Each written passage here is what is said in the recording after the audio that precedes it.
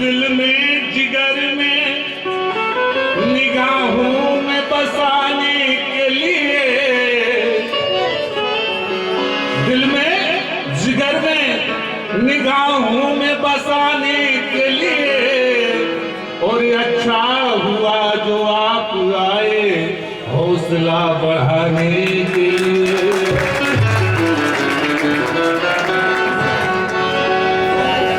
तो स्वागत में आपके हम, बड़े खुशी की बात है और बड़े सौभाग्य की बात है कि एक अवसर हम लोगों को मिला, हमारे क्षेत्र को मिला है। तो स्वागत में आपके हम पल के बिछाया करते हैं और भेंट में हम आपको करमन निछावर करते हैं। तो आप आए यहाँ, आप आए यहाँ, आप आए यहाँ, आपको सत नमन। स्वागतम स्वागतम स्वागतम स्वागतम स्वागतम स्वागतम स्वागतम स्वागतम स्वागतम स्वागतम स्वागतम। आप आए यहाँ आपको सत नमन। आप आए यहाँ आपको सत नमन। आप आए यहाँ आपको सत नमन। स्वागतम स्वागतम स्वागतम स्वागतम स्वागतम स्वागतम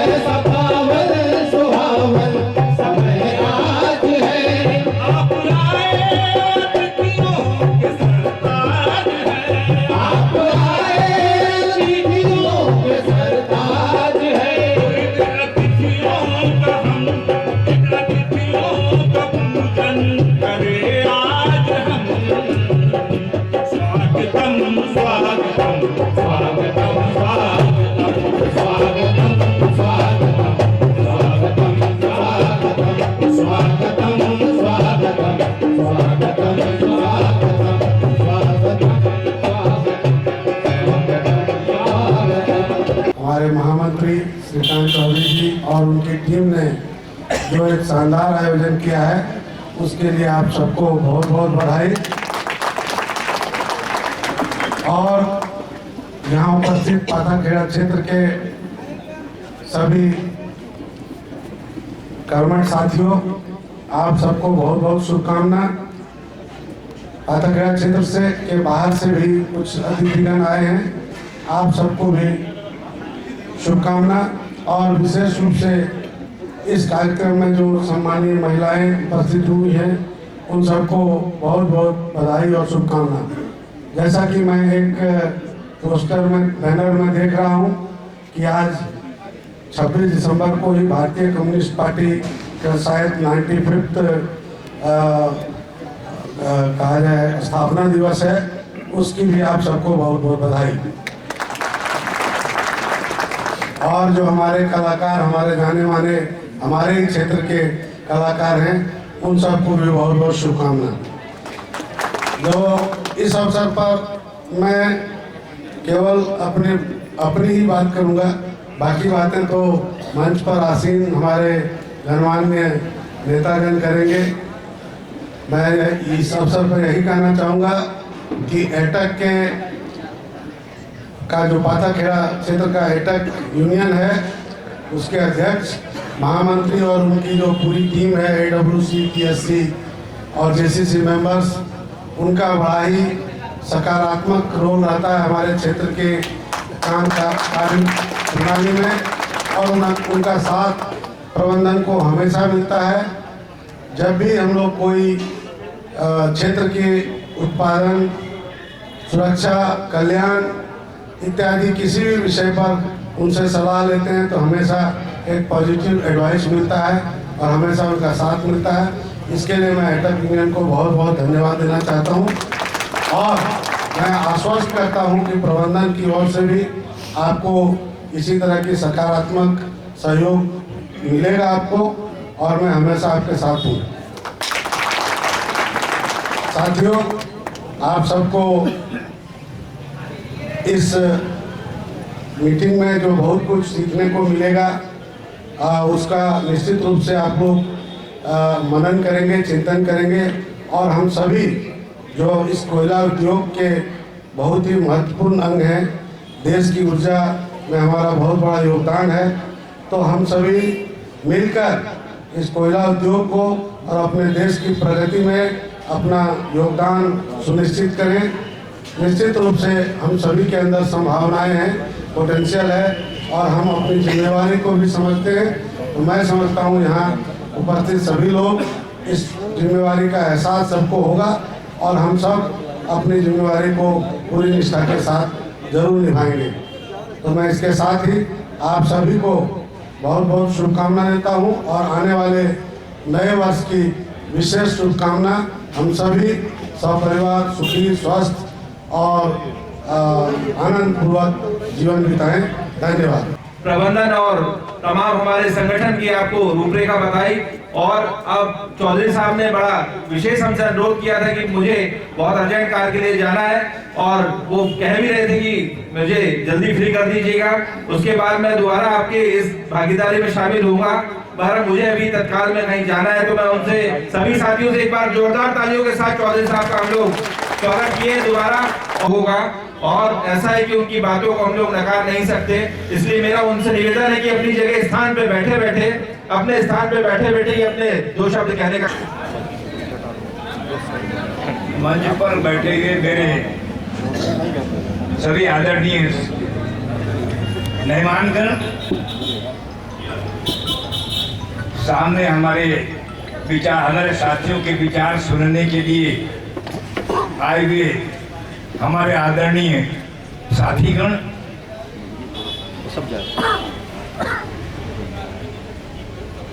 मैं एक कम्युनिस्ट हूँ, सिपाही हूँ कम्युनिस्ट पार्टी का, एटा का सिपाही हूँ।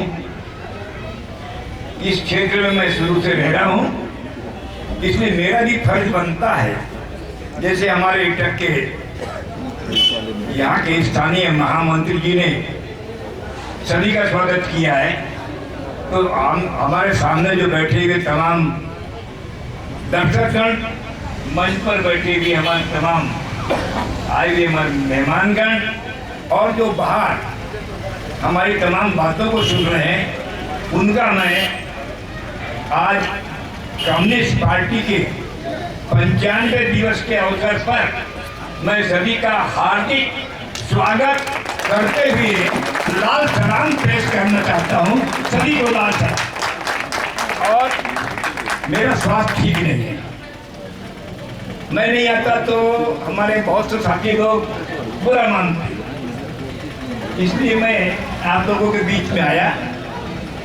मेरे को बहुत तकलीफ है, दिन में रोज 3 बजे 4 बजे के बाद तकलीफें होती है, इसलिए मैं आपसे बहुत अच्छा वक्तव्य और बहुत अच्छा भाषण शैली की है। पूरे वेकोली में बहुत अच्छे से इनको लोग जानते हैं और ऐसे व्यक्तियों से आपका परिचय कराने जा रहा हूँ। एसकेएमएस महामंत्री भी है, तो आदरणीय भाई रामगिर यादव जी को मंच पे आमंत्रित करता हूँ, वे आए और अपने उद्बोधन को रखें। आदरणीय Yadav ji.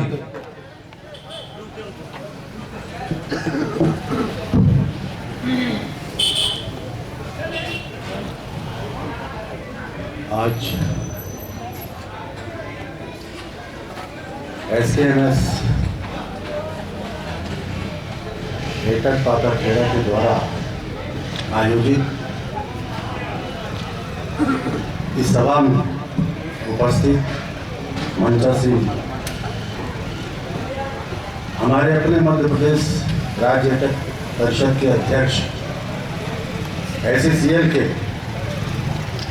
Steering committee member JBCCI के alternate member comrade Hardwar Singh ji, मंच पर उपस्थित Coal India safety board member, WCL standing committee के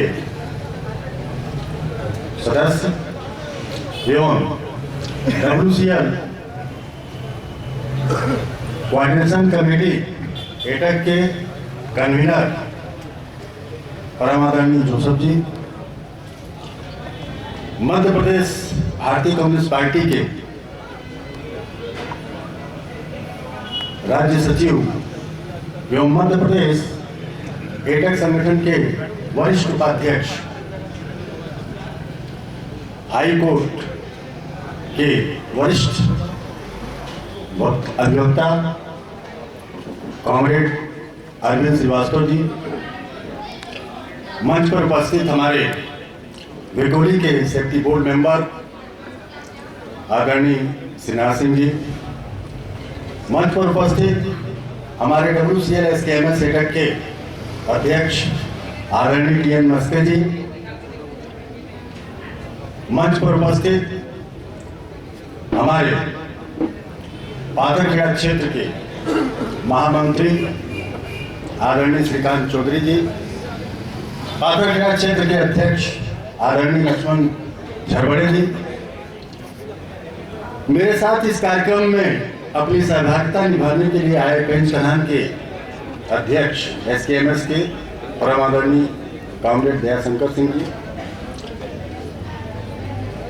साथ ही आए हमारे साथी पेंच कनान के कार्यकारी अध्यक्ष आदरणीय विनोद सिंह जी, हमारे पेंच कनान के कोषाध्यक्ष आदरणीय मुरारी जी, कनान क्षेत्र के समन्वय समिति सदस्य आदरणीय अरविंद यादव जी,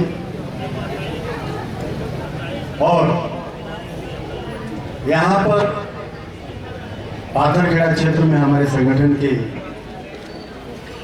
JCC मेंबर हबीब अंसारी जी, आंगनबाड़ी कार्यकर्ता भी। संगठन के विषय में साथियों मैं जानता हूं कि आज़ादी के पहले और आज़ादी के बाद, इस देश के आज़ाद होने के पहले और आज़ादी के बाद यदि आपके बीच में कोई संगठन है और वर्तमान में भी यदि काम कर रहा है, जिसके साए तले हम लोग मजदूरों की समस्याओं को समाधान करने के लिए आपका साथ लेते हुए संघर्ष करते हैं, उस संगठन का नाम है AITUC, all India trade union Congress यानी एटक, जो अपना 100 वर्ष पूरा कर चुका। इस स्थापना आपकी 31 अक्टूबर सन 1920, स्थान मुंबई, बिरला हाउस। देश आपका आजाद हुआ 1947 में। 1947 के पहले 1920 यानी 27 साल इस संगठन ने ब्रिटानिया हुकूमत और उनके द्वारा संचालित कल कारखानों में मजदूरों के हितों की रक्षा करने के लिए 27 वर्ष बिना आज़ादी के भी संघर्ष किया। उसका नाम AITUC एटक है और हमें बड़ा गर्व होता है, हम अपने आप को बहुत गौरवान्वित महसूस करते हैं कि जब एटक का कोई नारा देता है। हमारे मार्क्स ने सिखाया था कि दुनिया के मजदूरों एक हो जाओ, क्योंकि जब पूंजीपतियों ने ठाना कि हम पूरे विश्व को, पूरे संसार को अपने पूंजी के दम पर खरीद लेंगे, सोशलिज्म पर जब कैपिटलिज्म हावी होने लगा, पूंजीवाद जब समाजवाद पे हावी होने लगा, ऐसे में मार्क्सवाद का एक अपना सिद्धांत, एक थ्योरी इकोनॉमिक्स आई कि श्रम के बदले यदि हम श्रम बेच रहे हैं तो उसका समुचित हमें मेहनताना और सम्मान मिलना चाहिए, सोशल सिक्योरिटी के साथ। और सोशल सिक्योरिटी के साथ जो भी आपको सम्मान दिलाने में इस देश में महती और प्रथम भूमिका यदि किसी ने निभाया तो उसका नाम एटक है। और इसलिए हमें बहुत गर्व होता है कि इस संगठन का सबसे पहला राष्ट्रीय अध्यक्ष लाला लाजपत राय, पंडित जवाहरलाल नेहरू और सुभाष चंद्र बोस, हमें अपने आप में बहुत गर्व होता है कि डॉक्टर राजेंद्र प्रसाद, जो 1947 में आपका देश, आपका हिंदुस्तान आजाद हुआ और वो राष्ट्रपति बने, उन्होंने भी इस एटक का अध्यक्ष ही किया था। गर्व होना चाहिए एटक का सदस्य बनने के लिए। और मुझे बड़ा गर्व है आपके यहाँ पे तमाम इतनी भारी संख्या में मौजूदगी को देखकर। मैं सत आपको चरण स्पर्श प्रणाम करता हूं और मैं मानता हूं कि हमारे श्रीकांत चौधरी और लक्ष्मण झरबड़े जी के नेतृत्व में और हमारे कॉमरेड कृष्णा मोदी ने जो सपना देखा था कि एक दिन परचम लहराएगा, लाल लाल लहराएगा, आगे बढ़ता जाएगा, पाथरखेड़ा ने वो दिखाया।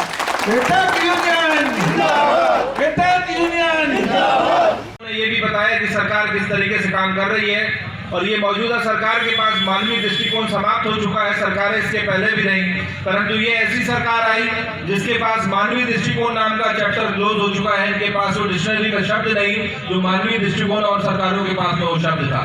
साथियों, रही किसानों की बात, हमारे भाई ने कहा कि किसानों की हालत इस सरकार ने क्या कर दिए। महिला साथियों के ऊपर आप देख रहे हैं कि किस प्रकार के अत्याचार हो रहे हैं, प्रदर्शन कर रहे हैं तो वहां पर लाठीचार्ज हो रहा है, कोई अपनी आवाज बुलंद नहीं कर सकता। कोरोना की आड़ में मेरा सभी से निवेदन कि सभी साथी अपना अपना मास्क जरूर लगा के रखें, क्योंकि हम भी सुरक्षित रहें, अपने आस पड़ोस के लोगों को भी सुरक्षित रहें। बहुत सारे चेहरों पे, इसलिए मेरा निवेदन कि आप लोग मास्क जरूर लगाएं। और जिस साथी के पास नहीं है, मास्क की व्यवस्था भी यहाँ पर की गई है, वो मास्क ले सकता है। बकायदा हमारे कार्यकर्ता आपको मास्क भी उपलब्ध कराएंगे, सैनिटाइजर की भी पर्याप्त व्यवस्था है। इसलिए मेरा आपसे निवेदन है कि इन सब सुविधाओं का हम लोग लाभ लें। किसी भी चीज की व्यवस्था की कमी नहीं है। संगठन ने भरसक प्रयास करके तमाम बहुतायात व्यवस्था बनाई है, किसी भी चीज की कमी नहीं है। और रही साथियों, किसी ने खूब लिखा है हमारे किसान भाइयों के ऊपर जो हालात है, कहाँ छुपा के रख दूं मैं अपने हिस्से की शराफत। बड़े गौर से सुनिएगा, कहाँ छुपा के रख दूं मैं अपने हिस्से की शराफत, जिधर भी देखता हूं उधर बेईमान खड़े हैं। कहाँ रख दूं मैं अपने छुपा के रख दूं मैं अपने हिस्से की शराफत, जिधर भी देखता हूं उधर बेईमान खड़े हैं। क्या खूब तरक्की कर रहा है अब देश देखिए, क्या खूब तरक्की कर रहा है अब ये देश देखिए। खेतों में बिल्डर और सड़क पर किसान खड़े हैं, खेतों में बिल्डर और सड़क पर किसान खड़े हैं। ये हिंदुस्तान की सरकार, हमारे अन्नदाता, हमको यहाँ से, हम गांव से, यहाँ मेरे ख्याल से ऐसा कोई नहीं होगा कि जो गांव से आया हो। हम लोगों की, आप लोगों की सभी की उत्पत्ति इस गांव से हुई और इस सरकार ने बिल्डरों को आज वहां पर गांव तक पहुंचाने का और किसानों को रोड पे लाने का ये काम किया। और देश के अंदर एक ऐसा अराजकता का माहौल और हमारे किसान भाइयों की हालत, एक महीने से आप दिल्ली की सड़कों पे, चौक चौराहों पे देख रहे हैं सभी टेलीविजन के माध्यम से। ये ऐसी निर्मम सरकार, ऐसी निर्दयी सरकार जिसने हमारे अन्नदाता के खिलाफ में, आपने देखा उसका एक जीता जागता बहुत बड़ा उदाहरण कि अंबानी जी के घर में जब नाती हुआ तो सबसे पहले देखने कौन पहुंचा, बताएंगे आप लोग? हमारे देश के आदरणीय प्रधानमंत्री जी नरेंद्र मोदी जी उसको सबसे पहले देखने पहुंचे। किसानों का आंदोलन चल रहा है दिल्ली के अंदर और संबोधन देने आते हैं मध्य प्रदेश के अंदर। ये व्यवस्था हमारे देश की हमको सीखने की और समझने की जरूरत है कि मौजूदा केंद्र में जो सरकार को हम लोग लेके आए, ये किसी की हितैषी नहीं है, ना ये पब्लिक सेक्टर की है, ना ऑर्गेनाइज सेक्टर की है, ना अनऑर्गेनाइज सेक्टर की है। ये किसी की हितैषी नहीं है, एक सिंगल पॉइंट एजेंडा लेके चल रही है। ये उद्योगपतियों की हितैषी और उद्योगपतियों की सरकार है। साथियों, इसी के बाद हमारे बीच में हमारे कलाकारों से मेरा निवेदन कि एक शानदार प्रस्तुति इन्होंने जो हमारे आज वर्तमान मौजूदा परिवेश को लेकर आज इन्होंने हमारे बीच में एक शानदार प्रस्तुति देने जा रहे हैं। और मेरा तमाम आप लोगों से निवेदन कि जोरदार तालियों के साथ स्वागत करें इस बढ़िया शानदार प्रस्तुति का।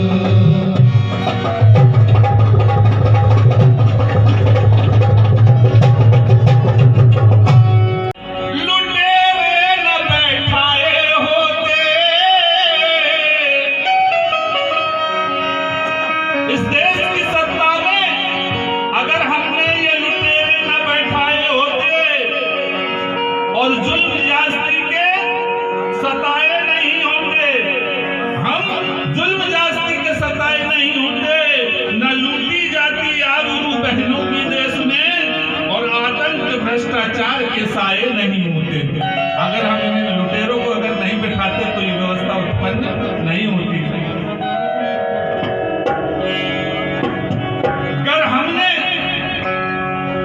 अगर हमने आस्तीनों में सांप न पाले होते, अगर हमने आस्तीनों में सांप न पाले होते तो यारों अपनी भी किस्मत में उजाले ही उजाले होते। हम तो ठहरे रहे उस झील की पानी की तरह, अरे दरिया बंदे तो दूर तक निकल गए होते। एक छोटी सी प्रस्तुति है।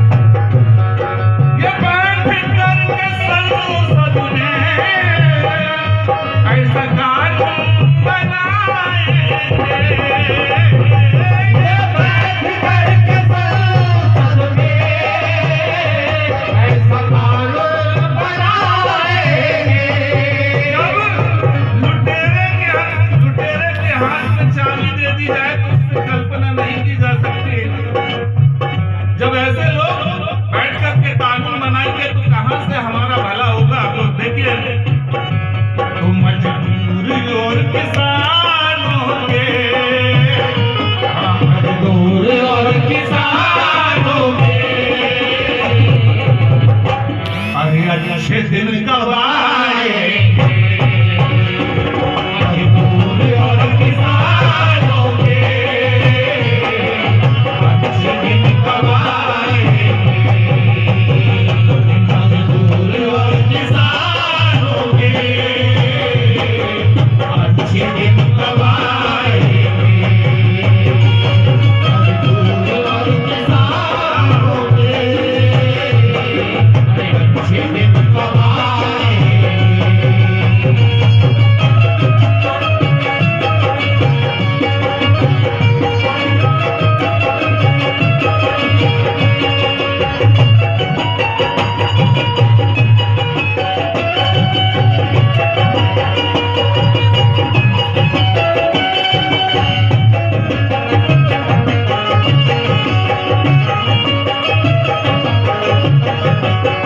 साथियों,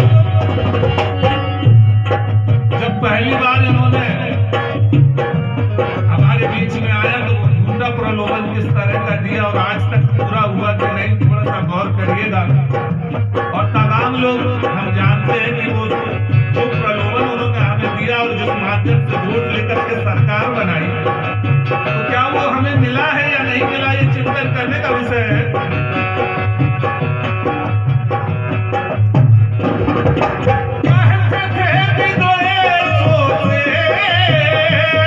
हम काला धन को लाएंगे, ये कहते थे विदेशों से हम काला धन लाएंगे। और हमारे नौजवान साथियों के लिए क्या कहा था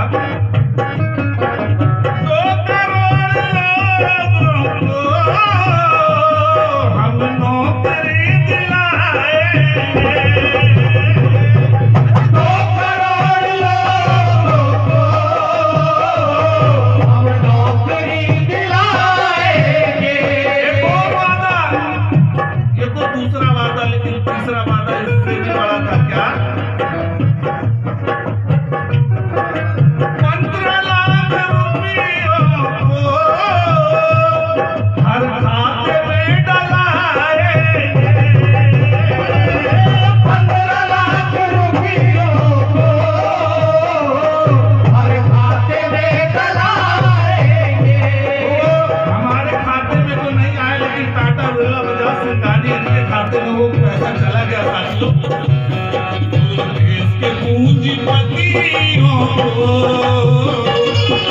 देश के पूंजीपतियों को धनवान बनाएंगे। देश के पूंजीपतियों को धनवान बनाएंगे। देश के पूंजीपतियों को धनवान बनाएंगे।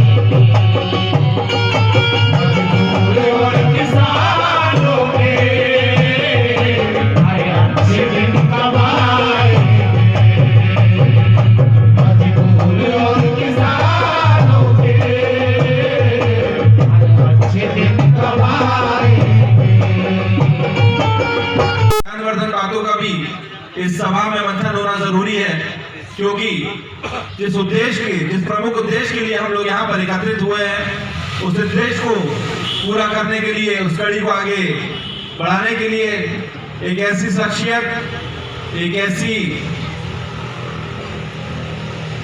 महानुभव शख्सियत, और जो उच्च न्यायालय में भी अपना एक महत्वपूर्ण नाम और एक शोहरत उन्होंने पाई है, और उनको बुलाने से पूर्व मैं दो पंक्तियां बोलने जा रहा हूं। साथियों, जिंदगी दी है तो जीने का हुनर भी देना, पांव बख्शे हैं तो तोहफे के सफर भी देना, गुफ्तगू तूने सिखाई है, मैं गूंगा था अब मैं बोलूंगा तो मेरी बातों में असर भी देना, मेरी बातों में असर भी देना। ऐसे ही असरदार और ऐसे ही वक्तव्य के साथ, अपने ज्ञानवर्धक वक्तव्य के साथ मैं आमंत्रित करने जा रहा हूं कामरेड अरविंद श्रीवास्तव जी, भारतीय कम्युनिस्ट पार्टी के राज्य सचिव, वरिष्ठ अभिवक्ता, उच्च न्यायालय जबलपुर, वे आए और अपनी ओजस्वी वाणी से हमारी क्षेत्रीय जनता को संबोधन करने का करें। आदरणीय कामरेड श्रीवास्तव। साथियों, बहनों, भाइयों, भारत एक उत्सव धर्मी देश है। ऐसा कहा जाता है कि भारत एक उत्सव धर्मी देश है। भारत इस दुनिया का सबसे अद्भुत देश है।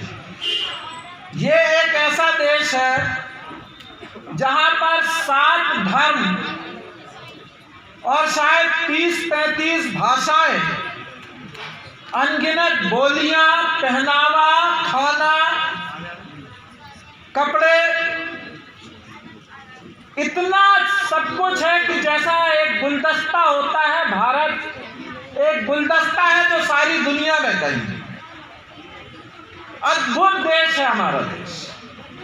और जब मैं कहता हूं कि उत्सव धर्मी देश है, तो स्वाभाविक तौर पे हम अगर क्रांति की भी बातें करते हैं और इंकलाब जिंदाबाद की भी बातें करते हैं, तो वो भी उत्सव के साथ गाते बजाते हुए करते हैं। आपको मालूम होगा कि जब भगत सिंह को फांसी दी जा रही थी, तो वो रोते हुए या बिसूरते हुए या घसीट कर ले जाते हुए फांसी के फंदे पे नहीं गए थे।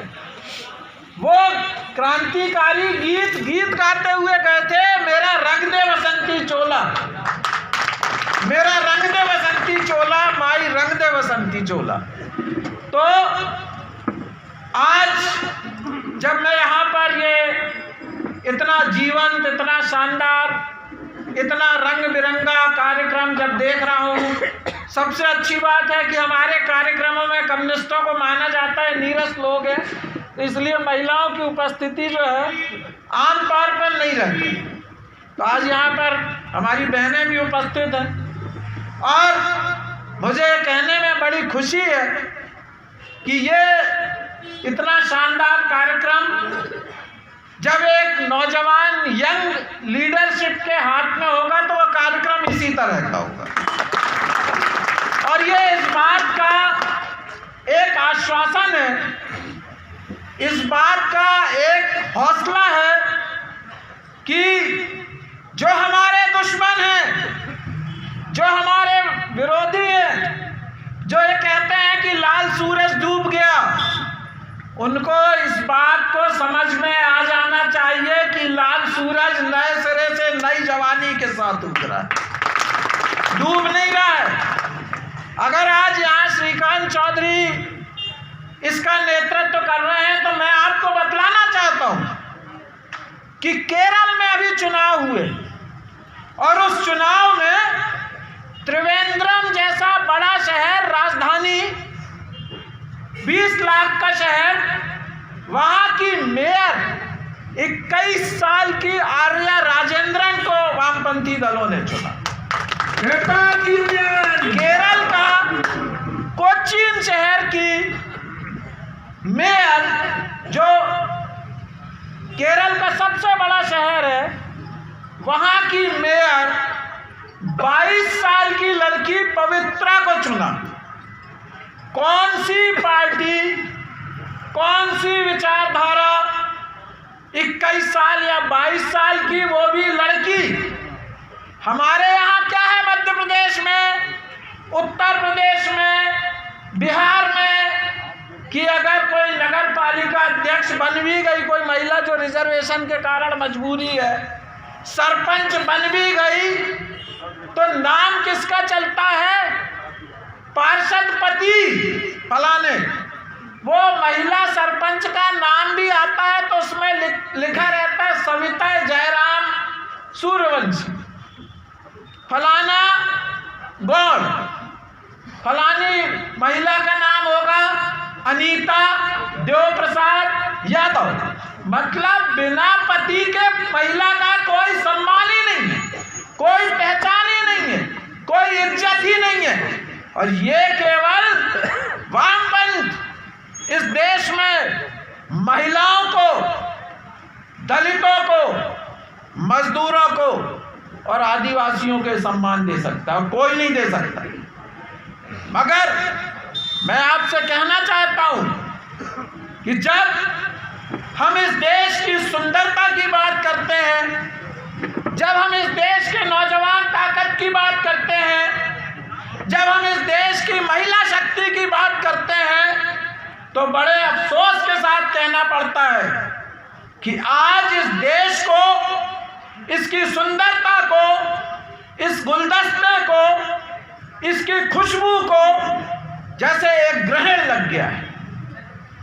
एक जिसको कहते हैं कि एक अंधेरा जैसा सामने पैदा कर दिया गया है। यह आज़ादी के इतिहास में, 70 साल की आज़ादी के इतिहास के दौर में यह एक ऐसा कालखंड है जो इस देश की इस पीढ़ी ने कभी देखा नहीं होगा। जब भारत का विभाजन हुआ तो स्वाभाविक तौर से 200 साल की गुलामी के बाद हम स्वतंत्र हुए। तमाम समस्याएं थी, आर्थिक समस्या, राजनीतिक समस्या, तमाम तरह की विभाजन की समस्याएं, विस्थापन की समस्याएं, वो तकलीफें हमारे देश की उस पीढ़ी ने झेली हैं। लेकिन आज जब हम कहते हैं कि हमारा देश दुनिया की एक बड़ी ताकत बन गया है, दुनिया में एक आर्थिक शक्ति बन गया है, राजनीतिक शक्ति बन गया है, सैन्य शक्ति बन गया है, और भारत इस देश का दुनिया का सबसे युवा देश बन गया है, सबसे बड़ी आबादी नौजवानों की है, तब क्या हो रहा है? कहाँ इस नौजवान शक्ति का उपयोग हो रहा है? किस उत्पादन के कार्य में इसका उपयोग हो रहा है? पूरा देश, चाहे वो मजदूर हो, चाहे वो किसान हो, चाहे वो छात्र हो, नौजवान हो, महिला हो, आज पूरे देश की मेहनतकश किसान, महिला, छात्र, नौजवान वर्ग सड़कों पर आंदोलन में है, संघर्षों में है। एक एक करके, चुन चुन के इस देश को मजबूत करने वाली, इस देश को विकास के इस ऊंचे आयाम पर, ऊंचाइयों पर पहुंचाने वाले, इस देश के धन भंडारों, अनाज भंडारों को भर देने वाले, इस देश में तमाम फैक्ट्रियों को, कारखानों को, उत्पादन के नए नए आयाम पैदा करने वाले मजदूर और किसान आज क्यों संघर्ष के रास्ते पर हैं? आज क्यों लड़ाई के रास्ते पर हैं? पहले छात्रों के ऊपर जवाहरलाल नेहरू यूनिवर्सिटी में, भारत के दूसरे शिक्षण संस्थानों में, Allahabad university, Patna university, Hyderabad university, कुछ कानून दिलाने के लिए काफी मशक्कत की। अप्रेंटिसशिप एक्ट, कोयला वर्कर्स की देन, वर्कमैन कंपनसेशन एक्ट 1923 में एडीसी के बनने के बाद वो भी कोयला वर्कर्स की देन, क्योंकि रेलवे और खदानों में ही ज्यादातर दुर्घटनाएं होती थी और दुर्घटना होने के बाद किसी की मृत्यु होती थी, एक भी पैसा उनको नहीं मिलता था। तो एआईयूसी ने स्ट्रगल करके, आंदोलन करके ये कानून बनवाया जो आज भी इस देश में लागू। नाम बदल गया उसका, उस वक्त वर्कमैन कंपनसेशन एक्ट था, आज एम्प्लॉइज कंपनसेशन एक्ट हो गया। हमारी महिलाएं बहुत बैठी है यहाँ पे। 1925 में एआईयूसी ने संघर्ष करके अंडरग्राउंड खदानों से महिलाओं के काम करने पर प्रतिबंध लगवाया, क्योंकि उस वक्त अंडरग्राउंड खदानें जो थी, 2 साल के बच्चे से लेके 80 साल का बूढ़ा पुरुष या महिला काम करती थी, और महिलाओं के साथ सबसे ज्यादा अत्याचार अंडरग्राउंड खदान में होता था। एआईयूसी के 10 साल के स्ट्रगल के बाद 1935 में इसको बंद किया गया, और तब से लेकर आज तक बंद रहा, और अभी फिर मोदी सरकार के द्वारा इसको दोबारा चालू किया गया। तो ऐसी परिस्थितियां थी। कोयला वर्कर्स के लिए ज्यादा खुश होने की परिस्थिति आज नहीं है। हम पुनः प्राइवेटाइजेशन की ओर जा रहे हैं, पुनः प्राइवेटाइजेशन की ओर जा रहे हैं। जब हमारा पूरा कोयला उद्योग प्राइवेट मालिकों के हाथ में था, हमारा जो कोयला मजदूर है उनकी जो परिस्थितियां थी, जिस परिस्थिति में वो काम करते थे, वह कालचक्र पुनः वापस आ रहा है। 1947 में आजाद हम जरूर हुए, 1948 में कोयला वर्कर्स के लिए एक वेलफेयर ऑर्गेनाइजेशन बनाया गया भारत सरकार के द्वारा। इसलिए था कि कोयला मजदूरों को कोई चिकित्सा सुविधा नहीं होती थी, हाउसिंग फैसिलिटी नहीं थी, वो उपलब्ध कराने के लिए भारत सरकार ने लाया। यानी कोयला उत्पादन पे, प्रति टन उत्पादन पे सेस लगाकर ये सुविधाएं उपलब्ध कराई जाती थी।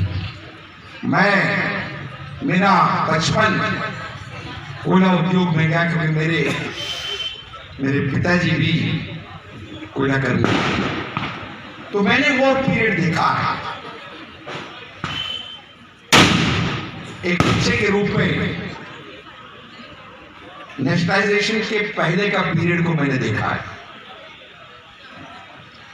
मैंने वो अस्पताल भी देखे हैं जो गवर्नमेंट वेलफेयर ऑर्गेनाइजेशन द्वारा चलाए जाते थे।